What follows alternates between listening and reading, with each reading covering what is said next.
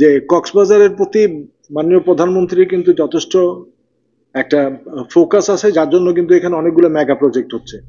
তো এই মেগা প্রজেক্টের যদি আমরা ফসলগুলো ঘরে তুলতে চাই, তাহলে আমাদের কিন্তু অনেক সাপোর্টিং ইনফ্রাস্ট্রাকচার করতে হবে।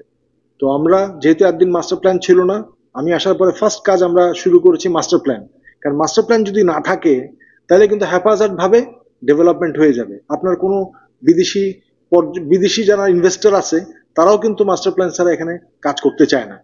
তো মাস্টার প্ল্যান কিন্তু খুবই গুরুত্বপূর্ণ। আমরা লাস্ট এই বছরের জানুয়ারি থেকে শুরু করছি, ইনশাল্লাহ আগামী জুন এটা শেষ হবে। এটা বাংলাদেশ আর্মি করতেছে এবং এটার সাথে আমেরিকান এবং বিদেশি এক্সপার্ট সহ বাংলাদেশের এক্সপার্ট যারা আছে ভিন্ন সেক্টরে, ট্যুরিজম সেক্টরে, তারপরে এছাড়া আমাদের অন্যান্য সেক্টরে যে সমস্ত এক্সপার্ট দরকার, সব এক্সপার্টরা কাজ করতেছে। তো মাস্টার প্ল্যান হচ্ছে, মাস্টার প্ল্যানের সাথে সাথে আমরা চিন্তা করলাম যদি মাস্টার প্ল্যানের জন্য বসে থাকি, প্যারালালি কিন্তু আমাদের প্ল্যান করতে হবে। তো আমরা অ্যাকচুয়ালি যখন নতুন প্রতিষ্ঠান 2016 সালে হয়, তখন আমরা কিন্তু নতুন প্রতিষ্ঠান ছিল, অভিজ্ঞতা ছিল না, আমরা অনেক কাজ করেছি, কিন্তু অ্যাকচুয়ালি আমাদের কোনো রোড ম্যাপ ছিল না।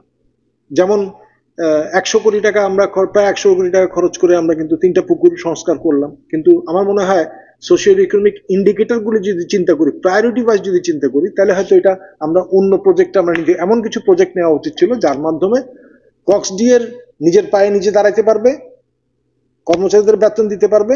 সেকেন্ডলি হচ্ছে কি, কক্সবাজারের মধ্যে যেই একটা একটা মানে কর্মসংস্থানের ব্যবস্থা হবে, অ্যাট দ্য সেম টাইম এটার মাধ্যমে আমাদের জিডিপিতে কিন্তু কিছু কন্ট্রিবিউট করবে। তো সেটা মাথায় রেখে আমরা আমাদের নেক্সট 5-6 ইয়ার্স যে প্ল্যানটা করছি, রোড ম্যাপ, সেই রোড ম্যাপের মধ্যে আমাদের মেইন যে বিল্ডিং ব্লকগুলো ছিল, ওটা ছিল যে প্ল্যান্ড আরবানাইজেশন, ইনহান্সিং দি কানেক্টিভিটি, তারপরে ছিল আমাদের ট্যুরিজম প্রমোশন, এরপরে যে আমাদের পাশে এত বড় সাগর, ব্লু ইকোনমিক সেক্টরে আমরা কি কি করতে পারি এটার হাইলাইট করা।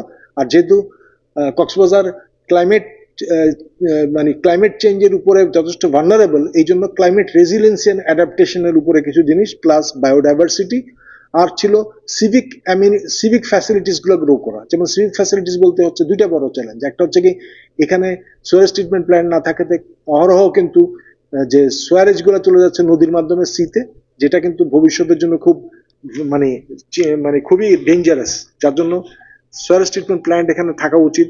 এরপরে মনে করেন আমাদের সবাই এখানে করতেছি ডিপসি, মানে ডিপ ওয়াটার টিউবওয়েল ইউজ করার ফলে ওয়াটার টেবিলটা আস্তে আস্তে নিচে চলে যাচ্ছে।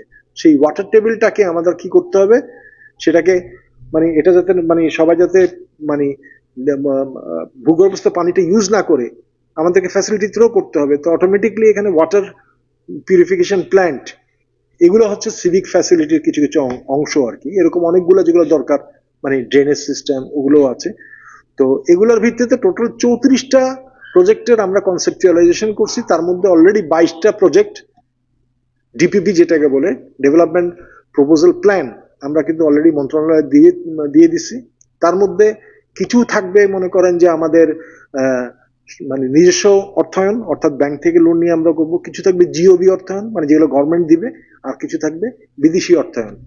বিদেশি অর্থায়ন যে মনে করেন অনেকগুলা বিদেশি ইনভেস্টমেন্টরা আছে অলরেডি, চাইনিজ, তারপরে মনে করেন যে আমেরিকান, মিডল ইস্টের অনেকেই কিন্তু ইন্টারেস্টেড। তো জিওবির মধ্যে যেগুলো আমাদের বিদেশি অর্থায়ন হইতে পারে, ওগুলো হচ্ছে যেমন মনে করেন যে খুরুস্কুল থিম পার্ক, খুরুস্কুল আপনার স্মার্ট সিটি, তারপরে আমাদের কেবল কার। তো এগুলা অলরেডি কিন্তু বেশ কয়েকটা পাস হয়েছে, কিছু পাস হয়ে যাবে। আমাদের একটা প্রজেক্টে যেটা পাস হয়েছে, লাস্ট 6 বছরে যা বাজেট হয় নাই, যতগুলা কাজ হয়েছে তার 3 গুণ। আমি নামটা এখন মেনশন করতেছি না, শুধু একটা, আমি বললাম যে একটা পাস হয়েছে। আবার রিপিট করি, ওই একটারই যে বাজেট লাস্ট 6 বছর যত হয় নাই, ওই একটা বাজেটই ওটা ক্রস করে গেছে। কাছে ওয়েট অ্যান্ড সি। কারণ আমরা তো ওই একটা মনে করেন যে কোনো একটা রূপচান্দা করে ফেলা, একটা নৌকা বসায় দেওয়া, এটা easy, but it is not long term. এটা লং টার্ম সাস্টেনেবিলিটি নাই। আমাদের এমন কাজ করতে হবে যেটা লং টার্ম সাস্টেনেবিলিটি থাকবে।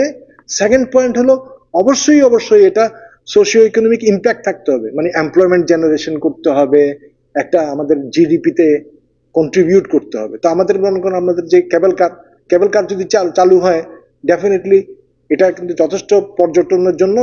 বর্তমানে পর্যটনরা আসে সমুদ্র ছাড়া কিছু নাই। তো কাজেই যদি কেবল কার থাকে, it will given another dimension of tourism. লোকজনে অ্যাটলিস্ট সকালে যদি ইয়াতে থাকে, আপনার বিচে থাকে, বিকাল বেলায় কিছু করার জায়গা পেলো। এরপরে থাকতেছে আমরা স্মল স্কেলে ক্রুজ লাইনের জন্য চেষ্টা করতেছি। থাকলে তাহলে আশেপাশে যে সমস্ত আইল্যান্ড গুলো আছে, ধরেন মহেশখালী, কুতুবদিয়া, সেন্ট মার্টিন, বছরের মানে সব মাসেই ঘুরতে পারবে। অ্যাটলিস্ট নাহলে বে অফ বেঙ্গলে আপনার নাইট স্টেটা করতে পারবে। এছাড়াও আমরা চেষ্টা করতেছি এখানে, যেমন অন্যান্য কমার্শিয়াল প্রজেক্টের মধ্যে আছে সিনেপ্লেক্স। সিনেপ্লেক্স থাকলে অ্যাটলিস্ট ইয়াং ছেলেপেলেরাও তো রাত্রেবেলা যায় ছবি দেখতে পারবে, তাই না? সিনেপ্লেক্স, এবং সিনেপ্লেক্স তো ঢাকায় চলতেছে, অন্যান্য শহরে চলতেছে, কক্সবাজারে তো অবশ্যই সিনেপ্লেক্স থাকা দরকার। তো এরকম অনেকগুলো প্রজেক্ট আছে, একটু ওয়েট করেন, ইনশাল্লাহ হয়ে যাবে আর কি। বাট এগুলো আগে দিয়ে আমরা বলি না, এই জন্য কিছু চ্যালেঞ্জ আসে আর কি। আগে দিয়ে যদি ডিসক্লোজ করা হয় এটা, তখন এটা ঝামেলা হয়, যেটা আমি এখন মিডিয়াতে বলতেছি না আর কি। বাট হয়ে যাবে ইনশাল্লাহ। একটাই যেটা পাস হয়েছে বা দুইটা পাস যেগুলো হচ্ছে, এগুলো অলরেডি লাস্ট 6 বছরের রেকর্ডকে ক্রস